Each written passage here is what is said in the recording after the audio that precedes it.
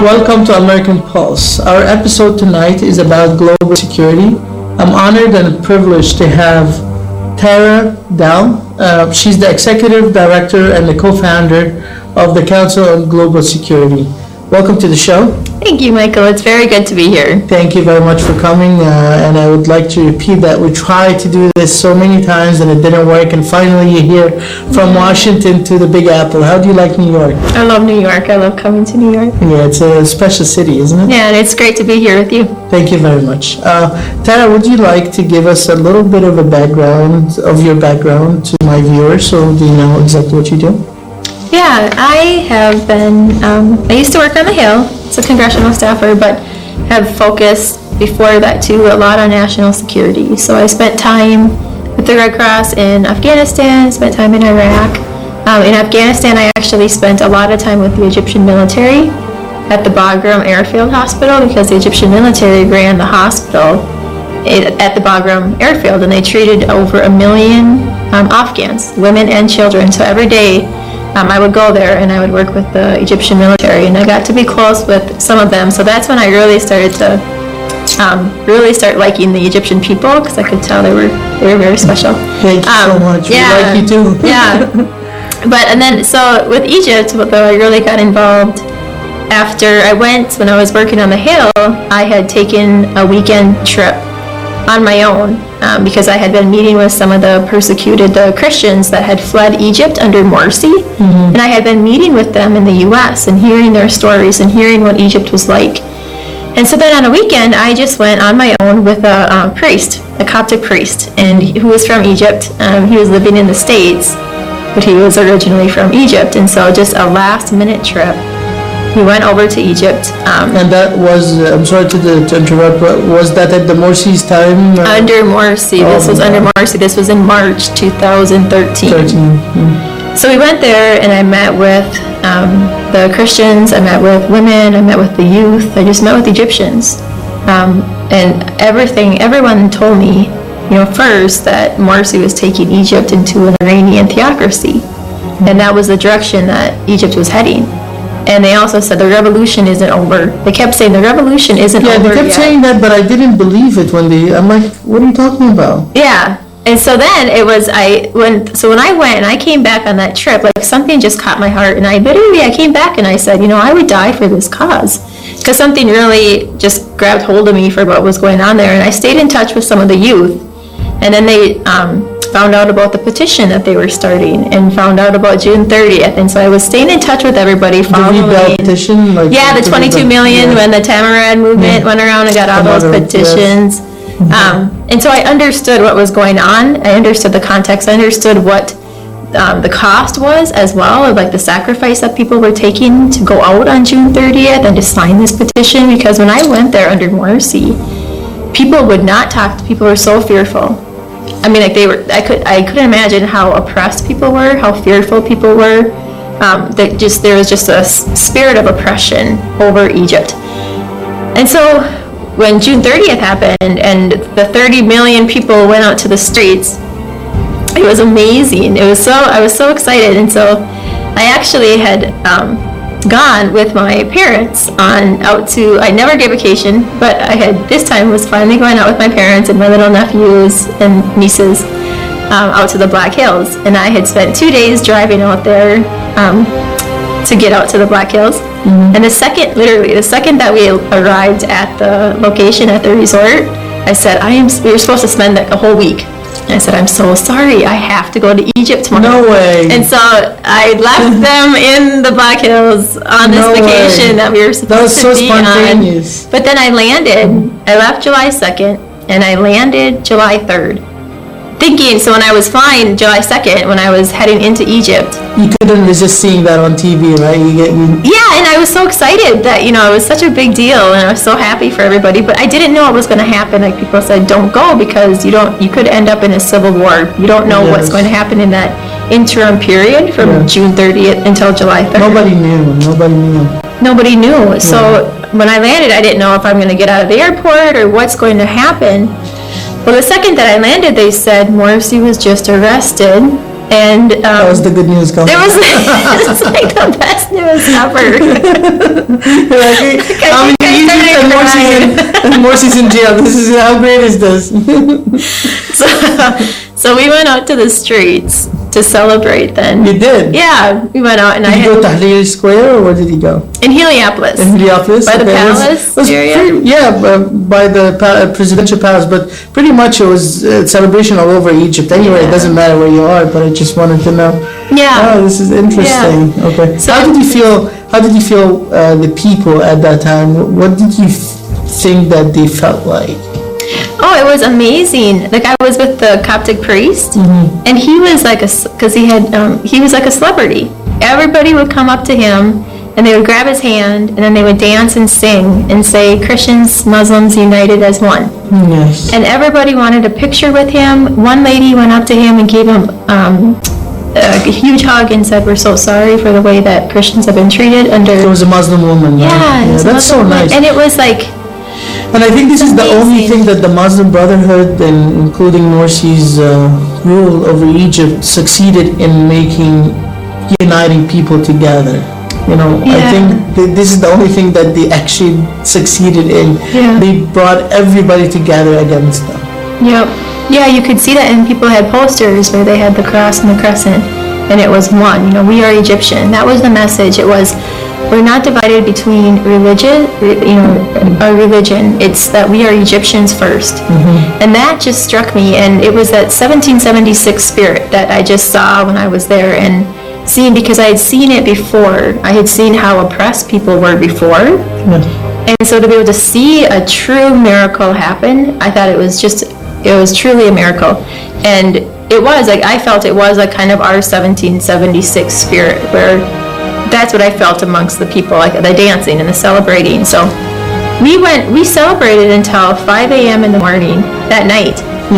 But then the next day, I turned on the media, and I saw the government response, and I saw the international community's response. And I was like, what? Crazy. Like, this was A, not a coup, and B, you should be having full support for the Egyptian military and the people now in Egypt. The will of the people. The will of the people. And this was the will. I mean, it was very clear that it was the military who intervened to protect the people of Egypt. Because had they not intervened, you would have had a mass civil war going on. Yes. And you would have had could have been thousands killed, because those people would have had no protection. And you have millions of people out on the street. So there was no other choice. And you had no democratic mechanism in your constitution. So the only way that you could have democratically removed a president from office was your petition, was signing the petition, getting people to the street. That was democracy in action when you don't have it in your constitution. Yes. So that's when I got involved, because I was on the street, I saw it firsthand, and I understood the Muslim Brotherhood, I understood the condition of Egypt, and the national security threat that it posed in Egypt under Morsi had not you guys stood up and did something. And had you failed, it would have posed a national security threat as well to the United States, because to the whole world. So you had Libya, you have Iraq, you have Syria. If Egypt failed, it would have had the stability in the whole region would have failed. I don't want to really focus on that, but unfortunately a lot of Egyptians feel like that us, America, the American citizens and the American administration are opposing the new Egypt and the new government and the new president, and somehow they feel like the administration doesn't want Egypt to succeed. What's your take on that? I think that was the big frustrating part of it, and that was very clear from the Egyptian people on July 7th and following July 3rd, and seeing their response. On July 7th, when all the Egyptians went out to the street, I went out again, and they had the posters, that said, we love the American people, but a big X on the administration. There was a very strong frustration, and that was extremely clear. And I had frustration. I mean, as an American, I had frustration because this is not what I want, right? Yeah, well, it's the misunderstanding of this is good for America too. This is good, of course, for Egypt, but this is good for America, and this is good for the region. because you just had a decline in that whole region. That was right before, Libya was in chaos at that time, and Iraq, that was right before ISIS completely took over Iraq. So we needed to have stability. So that was frustrating. So I completely understand the Egyptians' frustrations with that, because I think they needed more of the international community. They needed that support. But I think one thing that happened with the lack of international support, I think it really united the Egyptian people at that time, because they knew they only had each other, and they if we don't take care of it, nobody will. Yeah, and I had never seen such a united nation, and that was what I just thought was your strength, that you guys through everything, was just that unity that you guys had. Yes. So what do you think about, in general, about Egypt before the Muslim Brotherhood rule, like at Mubarak regime, during the Muslim Brotherhood, and during the new government? How do you take the three periods of transition in Egypt? Well, I can't speak too much under the Mubarak period, because I definitely did. I was never there under the Mubarak period, but I know from the transition time, I know under the Brotherhood it was terrible for the Egyptian people. And I'm glad you think the Egyptian, not only the Christians, because actually everybody. I'm saying everybody. Yeah. When I went there, I met with everybody. Yeah. And it was heading into an Iranian theocracy. You had the brother of Al-Qaeda running the show in the Sinai, being the liaison, and our embassy got attacked, in 2012, September 2012. So it was there's still a lot of question marks on that. Yeah, on the. So it was just, you had terrorists running the show in Egypt, which is not good. And I know now, coming back now, the response there is very different. You guys definitely, especially from the beginning, being there in July 2013 compared to now, there's great, there's the stability keeps on rising every single time that I go back. What do you think of the new president? I'm a huge fan of President Sisi. I was a huge fan of President Sisi right away after what he did, and just at the beginning. I think he's actually a Washington. I think President Sisi is a Washington. I think he's extremely humble and does it for the Egyptian people. I don't think that he wants the power. He's not in it at all. He's very clear. It's not the power he wants. It's for the people. He does everything, sacrificing his security, his life. He jeopardized his own life. He jeopardizes his own life for the Egyptian people, and everything he does, that it's towards trying to better Egypt. So I think Sisi is a leader in the world. I think Sisi came in, and I wish we had a leader like Sisi, because I think that he has really came out and supported. And one thing, he's been one of the most vocal people on the Christian persecution. Yes.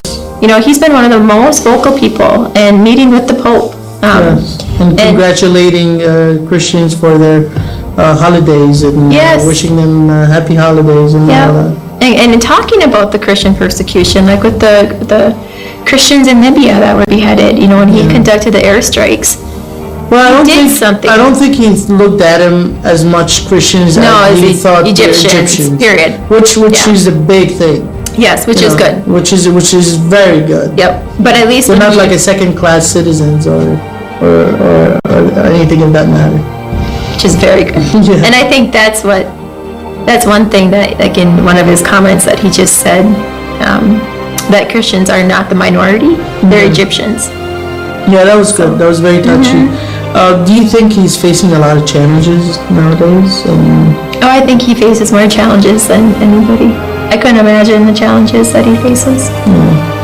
Because where Egypt goes, the whole region goes. And so, the stability in Egypt matters for the whole region. And so I think it's challenging as far as the security situation, but it's also the economic situation. Egypt is in a critical time as well with the economy. And that's a huge problem that they're going to have to work, that he has to work on too. I know, I'm not sure if you're following the news lately about the big economic conference we had in Sharm el-Sheikh, right? And there's a lot of money being dumped in Egypt, and a lot of money is going to be wired there. With all these challenges, you think Egypt is going to be able to make it through? Yeah, I absolutely do. I was at the economic conference. Oh, were you? For one day, yeah, in Sharm el Sheikh, and that's nice. I think it's going to be tough, but there's a lot of foreign investment, and there's a lot of hope, and you guys are on a positive trajectory, which is good. And I think there's companies that are coming and very interested in investing in Egypt. So definitely, there's hope. We'll ask Tara more questions right after this break. We'll see you after the break.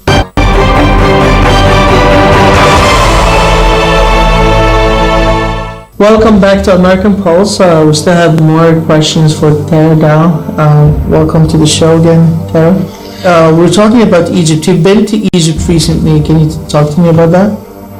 I was recently in Egypt, and that was we just had a small delegation there, and then I went to Sharm el Sheikh. Yeah. Can you speak about the delegation in details? Because I'd like to educate my viewer about what happened if the U.S. sent a delegation and Egyptians sent delegation to different countries. It's not an official delegation. Okay. It was a non-official delegation. Okay. It was just with national security advisors and policy experts. It was very small, but we just had meetings with different Egyptian officials and just to get an understanding.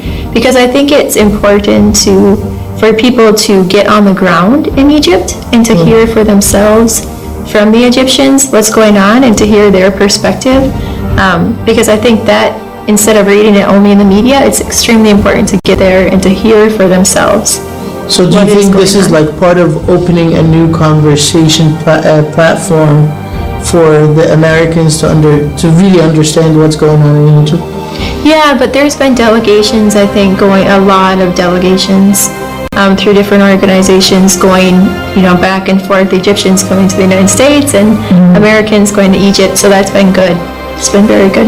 You think this is important for the success of the conversation and the dialogue between the two countries? Yeah, I absolutely think it is important because if you read the media, you will have a very distorted viewpoint of what's going on in Egypt. Sure. And that's what I noticed. And that's why I thought, when we initially started the delegations, I thought, well, if people can just see what I've seen, if they can hear what I've heard, instead of just reading it in the media, it could change their perspective, because the Egyptians have an amazing message. And everybody that comes, if the people that I know that have come, it's an amazing message that I don't think is told enough. I don't think the story of what you guys went through and your unified efforts to fight terrorism is told enough. And I appreciate even we met with the Grand Imam and we met with the Coptic Pope, and they have such a unified message. And we were everyone on the delegation was just at that meeting with the Grand Imam too was just fantastic, and his message was profound. Yeah. Now talking about global security, what do you see happening in the Middle East area, especially nowadays with Yemen, Iraq, Syria? Can you give me your take on the region? Well, I think in Iraq definitely it's hard. ISIS and the Iraqi forces, the Peshmerga, I think there needs to be more international force used. I think the airstrikes need to be more aggressive. So I think we're being reluctant as the U.S. and other countries to help defeat the ISIS group, right? Yeah, I do. I think you need to have more aggression. And like the airstrikes are fantastic, but there needs to be stronger airstrikes and more airstrikes. And I'm not advocating for troops on the ground. I definitely think building up the international forces is the way to go. But we need to train them. And especially I think in Libya, now that they have a Libyan military, there is just an HOR delegation from Tobruk, the official delegation of members of the parliament. We're in DC meeting with members of Congress, talking about the situation in Libya and trying to get the support for the Libyan military and the institutions in Libya. And I know that there was a high frustration amongst the delegation with some of the response, as far as saying that they're not going to give them the military support that they need until there's a unified government in Libya. And I know there is a lot of just unity there. But they do have now the Libyan military. That is one of the government institutions. And I believe, this is my opinion, but I believe we need to support the Libyan military. We need to lift the arms embargo. We need to train the Libyan military now, and officially recognize that Tobruk is the official government. That Tripoli is not the legitimate government anymore, and that we can support the government institutions there. And so that's one of the things that I would like to see the international community do, because Libya is chaos, and we just had the 30 Ethiopians that were beheaded. Before, after the 21 Egyptians that were beheaded. So Libya, and plus the migrants, almost 900 that were killed going to Europe. So Libya is a situation where the international community does need to get involved and to take care of that, or to help with Libya. And there's a way to do it now. There's a way to be able to support the Libyan military and the Tobruk government, and to help them along in the democratic process. Do you think there should be an Arabic coalition like President Sisi has tried to request from the Middle Eastern countries to unite together? And you think that could be happening, because they tried so many times and it didn't happen? Do you think it's going to happen at Sisi's time? Yeah, I do think there will be the Arab force. I think one thing that I think President Sisi does very well is he unifies people. He seems to have good relations with everybody. And he's really trying to build this coalition and build people to be able to have a unified front against terrorism.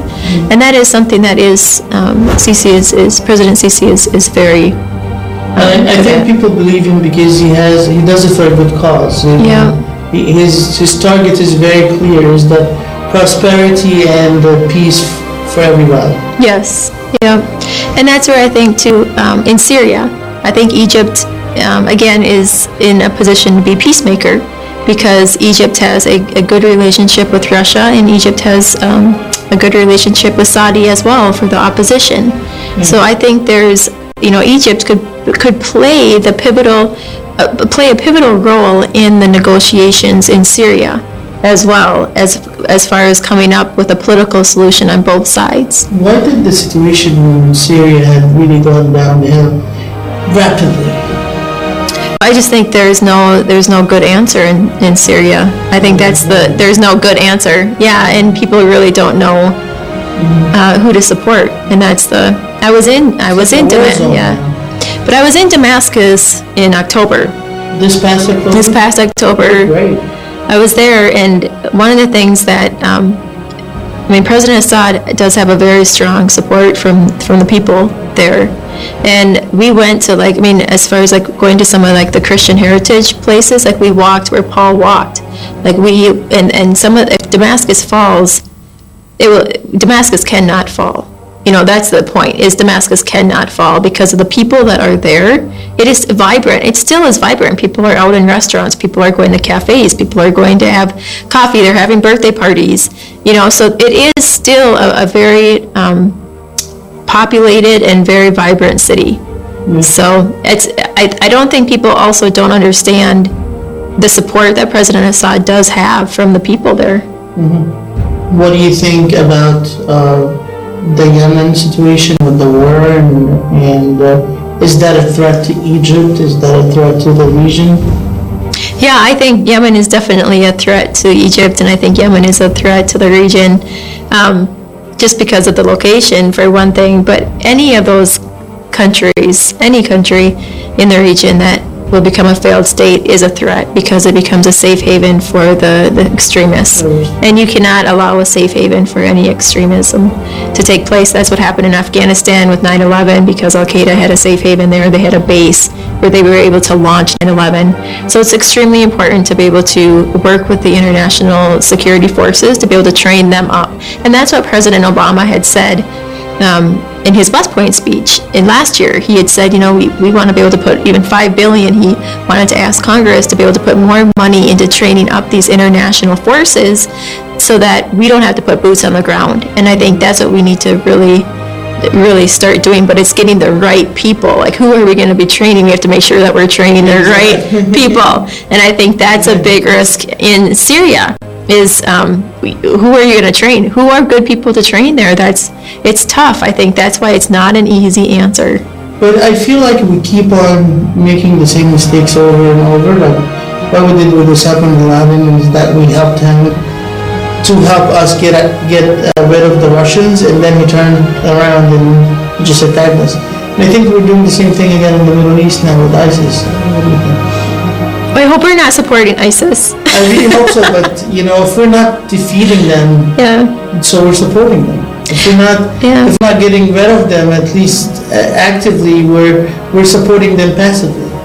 Well, I think that's the problem. I think it's a policy of appeasement, and that is the problem I think that we're having, where we can't have a policy of appeasement. And that's one of the things that I really loved about Egypt. When in July 2013, like with the Sinai operations that were launched, the mentality was, we are going to defeat terrorism. We are going to destroy terrorism. We are going to eradicate terrorism. And they went out full force with a mission to accomplish. And they had, victory. They have victory. And that is something, unfortunately, we don't hear. You don't hear that much in our policy as far as we are going to destroy the terrorism. We're going to eradicate it. And that's something I really appreciated and I really support in that mentality that Egyptians have. We'll ask Tara more questions right after this break. We'll see you after the break.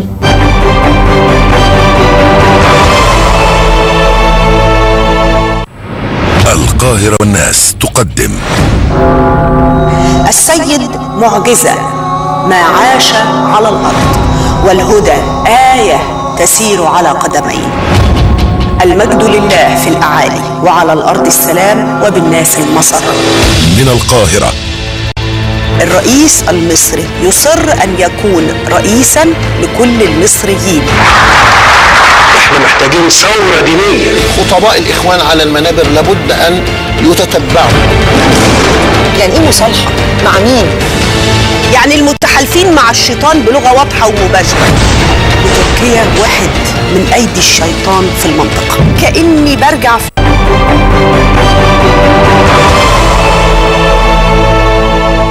So again, Egypt is fighting terrorism for the whole world, I guess.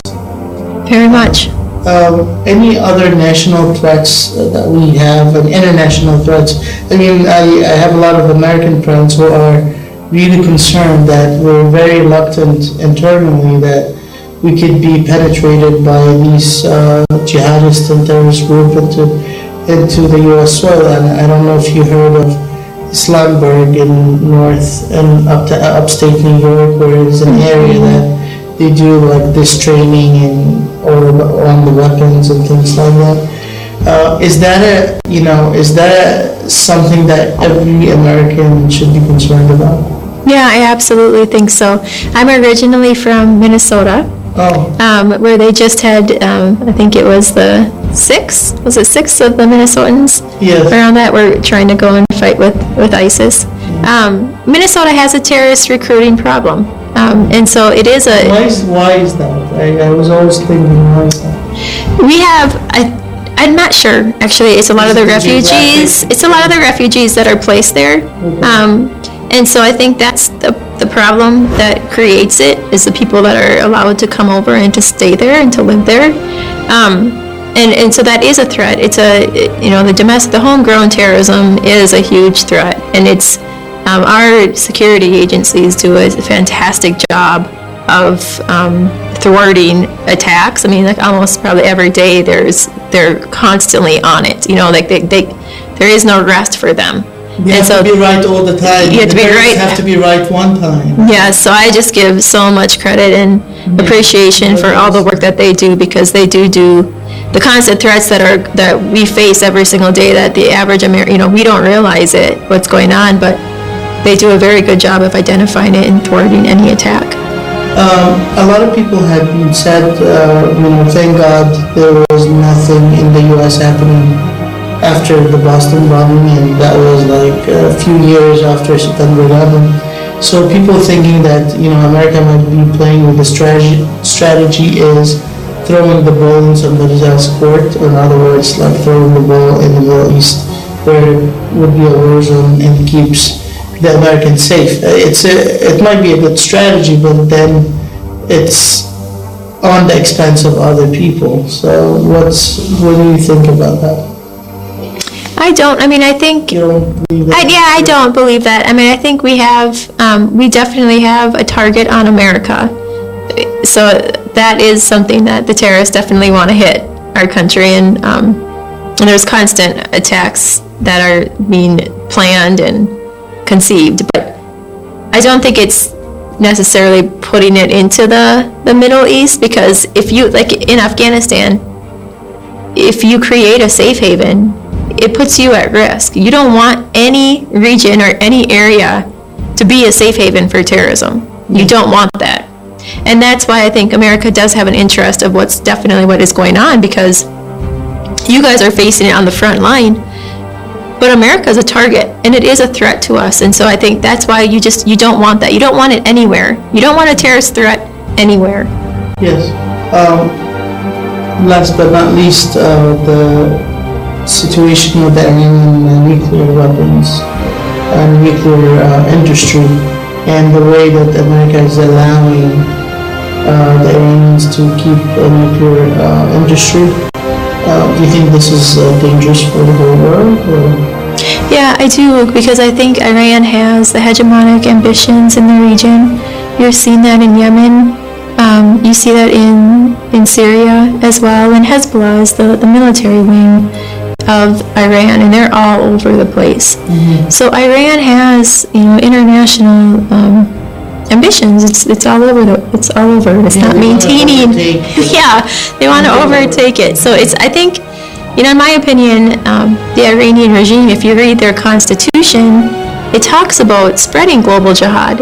It talks about the spread globally. So they have a global ambition, which is very clear in their constitution, and their military is part of achieving those goals, which means it's a military mindset, using their military to achieve that. Mm-hmm. So I think to be able to understand their constitution, to be able to understand their ambitions, you definitely should not have negotiations with Iran. I think one of the things was the biggest failures, I think, of the policies. This administration's policies was the 2009 Green Revolution, when the Iranian people stood up against the regime, and they didn't get the international support to be able to have it be successful.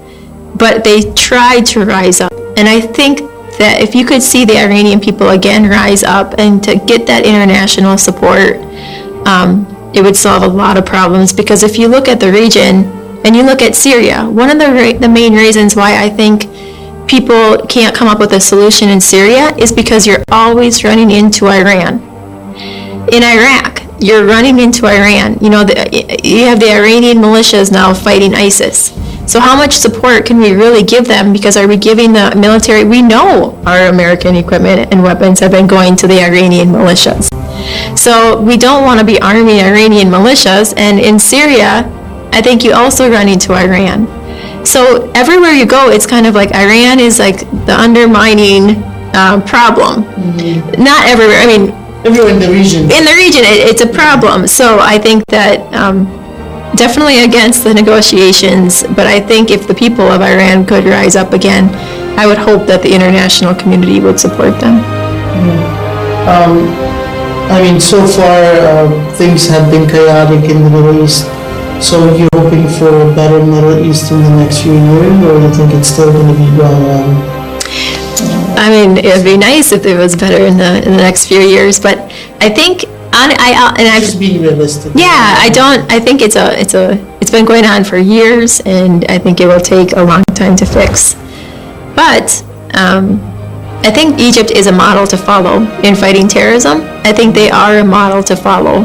And I think that if we were to follow what you guys are doing, I think it would bring success. Because you're not only, like, your military strategy, you've got a fantastic the way that you approach it in the military, but also the ideology. You guys are confronting the ideology, which I think is fantastic. And I'm very proud of Egypt for doing that. And I think that is another key component of fighting this threat. So, Tara, you think that there is a hope for Egypt to fight terrorism in the region, especially with the Iranian strategy to overtake the whole region? Yeah, I definitely do. And I think that's the key thing that we can really learn from Egypt, is that Egypt, the battle that we're facing today in global terrorism, whether it's from Iran or ISIS, anyone that wants to have the recreation of the Ottoman Empire, whatever it is, it's a global ambition. And Egypt is saying, we're Egyptian. We have a sovereign state. We have, that's where I think the difference is that we need to work with the countries that don't have those global ambitions. And that's the enemy that we're fighting, is that it's those that have the global ambition to create like a global caliphate. Yes. And that's where Egypt rose up and said, from Morsi, they rose up and said, no, we care about Egypt. We care about Egypt. We care about our country. And I think that was the big thing that Egypt, when I was in Egypt, under Morsi, Morsi is taking the identity of Egypt away. We need to get back the identity of Egypt. And I think if you can have that in countries where it's that patriotism and they care about being an Egyptian, or they care about being a Libyan, a Syrian, an Iraqi, that's where you're going to solve the problems. Because that's the battle that we're fighting. I would actually like to ask you as well about the human rights. I mean, there's a lot of people talking about, Egypt should really pay attention to everybody, should care even for the people that are being arrested and put in jail for their terroristic actions, and for people that are planning plots against the government. I mean, is Egypt stable enough to really watch for all of this, or like, what's the story? What's more important, security or human rights, or both of them, or some percentage in here and there? Well, I've been in Egypt when it has, and people are protesting like every Friday or whenever, and you're stuck in traffic, and there's a bomb that goes off right ahead of you. Human rights for the rest of the people. Yeah, and there is a frustration where people seem to want security. They want security, and they want to be able to go to their job without worrying about a bomb going off. And they want to be able to go out on Fridays. Before in Egypt, we had to stay in every single Friday. And I would watch out the window of protesters barging into the hotel. I don't want protesters barging in, you want to be safe. Right. And so I think it's extremely important to have a safe environment. You have to have security. You have to have stability before you can have democracy or human rights. Because where are your human rights if you're not safe? If you don't have your own life? And I always ask this question: what happened to the human rights of that person that was killed? Exactly. He has no more human rights. I mean, it's very important to watch for this, and to know that I really believe that security and law enforcement should come first thing, and after that everything else will line up. Yeah, definitely. And I think that's where, building a democracy takes time. It's something that it takes time to do. It's not an overnight process. Yeah. It took us time. It's still taking us time. And Egypt wasn't ready after the Mubarak regime has failed. I don't think Egypt was ready for democracy. I think we eventually needed democracy, but I think we switched from complete dictatorship to complete democracy in one night, and it's a problem. And you don't want anarchy. America, we're a republic. We have a democratic, we're a democracy, but we're a republic. We're a nation of laws. Yeah. I know, like in Egypt, some of the things that you can do in Egypt, if you did that in the U.S., you would get a ticket, you would get arrested, you would go to jail very fast. No permission, right? Yeah. You have to get a permit to protest. You have to tell them how many people are going to be there. You can't use, the burning things, and you can't burn buildings down here in New York City. You do that, you're in big trouble. Exactly. Like, we are a nation of laws. Yeah. And so I think that's just, and it took us hundreds of years to build a democracy, but you guys are definitely on the right path, and that's what I just encourage you guys. I'm very proud of what you guys have done. Are you planning to go to Egypt anytime soon? Yes, I'll be going back again soon. There's a lot of things to be done in Egypt. Right? Yes. So, thank you very much, Tara, for being on the show. You're very special. Definitely very deep insights and thoughts, and I'm glad you've been on the show, and I'm sure my viewers are enjoying it. Thank you very much for having me. It's great to be here. Thank you very much.